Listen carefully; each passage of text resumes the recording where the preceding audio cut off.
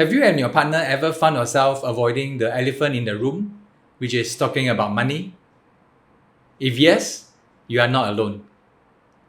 What if I told you that breaking the silence on financial matters discussion with your partner might just be the key to unlocking a deeper connection with each other? Now let's dive right in.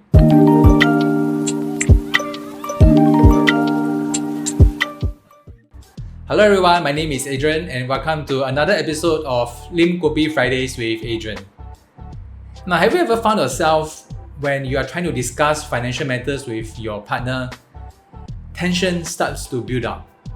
It seems as though there is a dead air around you and some awkward silences, and eventually you just decided to, let's not talk about it and just avoid that whole situation altogether. Because you do not want to discuss the money matters with your partner, and you start to build up walls between you and him or her, and as a result, that could actually affect your personal relationship with each other as well. And when we come to think about it, talking about financial stuff is not just about numbers. Of course, numbers is the first layer when we are talking about it, but at the end of all financial numbers, it's about dreams, it's about our fears, it's about goals, and it's really about finding common grounds between the two of you. And when you come to a common ground, then you can start to make joint decisions better, and that can actually help to elevate your personal relationship with each other as well. And understanding the importance of open dialogue, because it's not just about open dialogue with each other about the finances, but it also shows that you respect each other's opinions, and it can help to foster growth and stability in your personal relationship as well. So you got to understand why some of us want to avoid this topic altogether. Now, there could be a few reasons. And the very first reason that I can think of, would be the fear of judgment. And this fear usually stems from the lack of confidence or their past experience, like negative experience in the past, that have actually resulted them in thinking that whatever decisions that they make may not lead to a good outcome, and as a result, they don't really want to discuss that with other people for fear of being judged by them. And over time, this could eventually also lead to emotional baggage because of the fact that they don't want to be judged by others because of the lack of good experience in the past, or they could have been judged by others before, and then as a result, the emotional baggage on them when they are trying to talk to people about financial matters keep weighing down on them, and they may feel suffocated in that sense. And when there's no one that they can relate to, sometimes these things will start to build up, and they may even make worse financial decisions. And the other matter would be that there may be a perceived, or there could be actual power imbalance between both parties. So there's one that will probably be more dominant, and there's one that is less financially dominant. So the less financially dominant person would unlikely to be open up to conversations with the other party because he or she may have been neglected in the past. Their opinions may have been ignored, or they may even have been criticized for making some sort of financial decisions. So these could actually build up and prevent people from talking about money altogether. And last but not the least, people believe that they should avoid conflict within couples, and as a result of that, they stop talking about financial stuff because some people are relatively more sensitive about money, be it their personal money or how they handle money, and they do not want others to really look into how they spend their money. So that could be something that can cause conflict, and people want to be more harmonious with one another, and as a result, they decided, alright, that's it, I'm not going to talk about money to prevent conflict.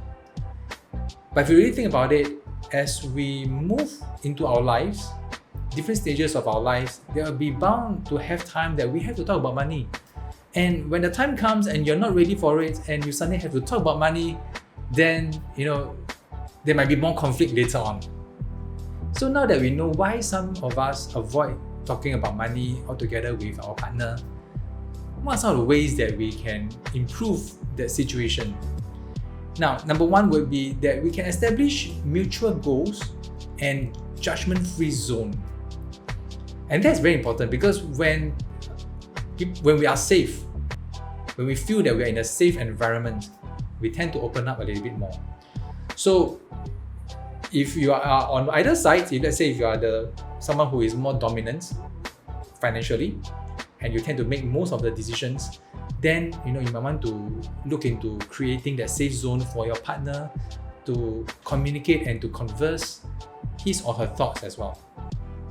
Likewise, if let's say you are the less dominant party, you may have to speak to your partner to create the safe zone together so that you are able to express your feelings, your thoughts more naturally, and that will help to foster your relationship as well.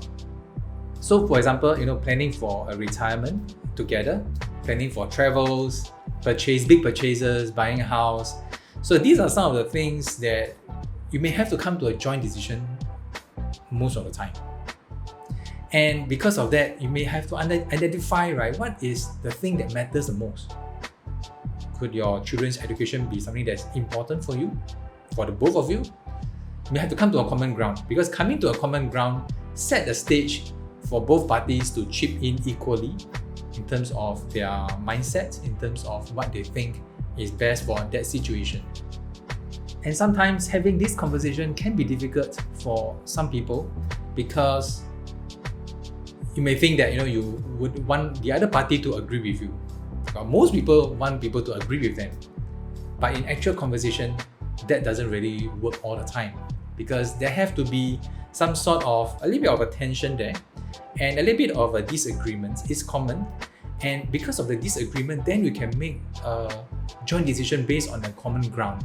So one of the ways that we can improve this on our own is to understand the different perspective that can come into play. And because by understanding the different perspective, then you can more easily come to a common ground when we are talking about finances with the other party. And that is very important because everyone have different history with money, and because of different perspective that may form as a result of the history, we may not agree most of the time. So coming to a common ground would be crucial for improving your relationship with one another. Now, even better, if you can encourage joint decision making and collaboration, because when the two of you are discussing money matters, it could be in this manner where the both of you are in confrontational with one another, right? But if you are at the state of collaboration, joint decision making, the two of you are fighting the rest. It means not the rest of the people, but you are fighting the problem that is coming in front of you. And two people's brains, two people's efforts is always better than one. And in a personal relationship, it makes better sense for the both of you to be fighting not against each other, but for each other. So to conclude, breaking the taboo about talking about money with one another might be one of the ways that you can do to really break down the barriers that you may have and to improve your personal relationship with your partner. I hope this helps, and I'll see you in the next episode.